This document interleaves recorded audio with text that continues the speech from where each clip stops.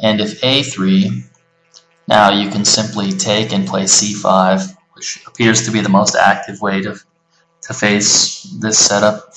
And if queen a4, trying to regain the pawn, there's a simple and interesting move of just playing queen d5. And it's not so easy actually to refute this move, even though it might look a little bit suspicious. So anyways, I can go back a couple of moves, and after castle, playing knight c6, again trying to play in the most active way. There are a couple of moves here. There's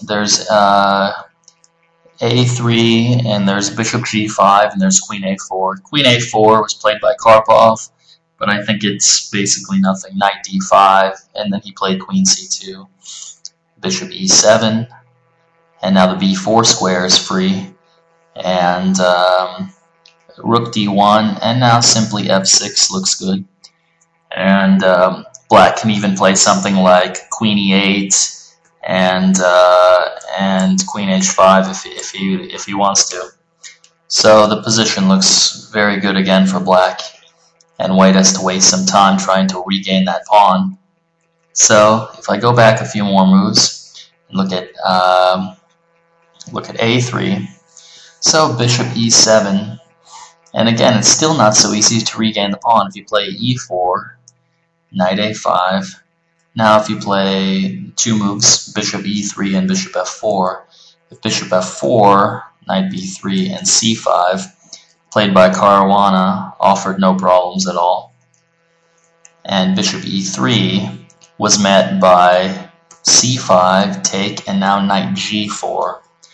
And once the bishop's driven away, you just play bishop takes c5, and all of the black pieces are excellent.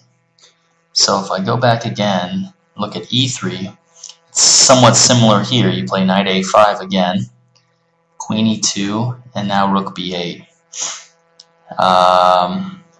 a4, stopping b5, b6, knight e5, and now there's a simple novelty here. This was recently played a couple days ago, but the simple novelty here is just to play knight d5, and if bishop d2, then f6, take, knight b3,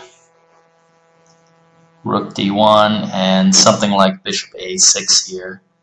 And black is probably even slightly better in this position. And again, his pieces have a lot of scope and free squares to go to.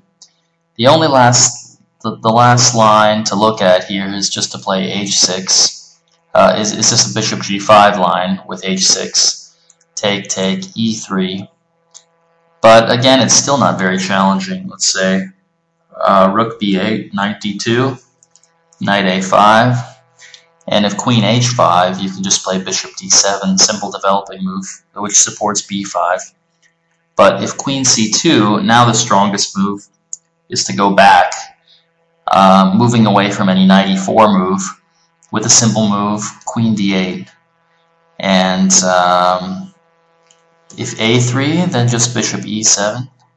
And if queen a4, you can play b6.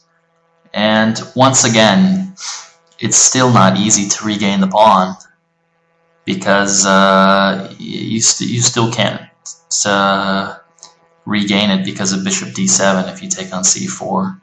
So all of these lines may end up better for black if white just tries to sacrifice this pawn. So I think that just with some direct and active play, black seems to be equalizing without too much effort.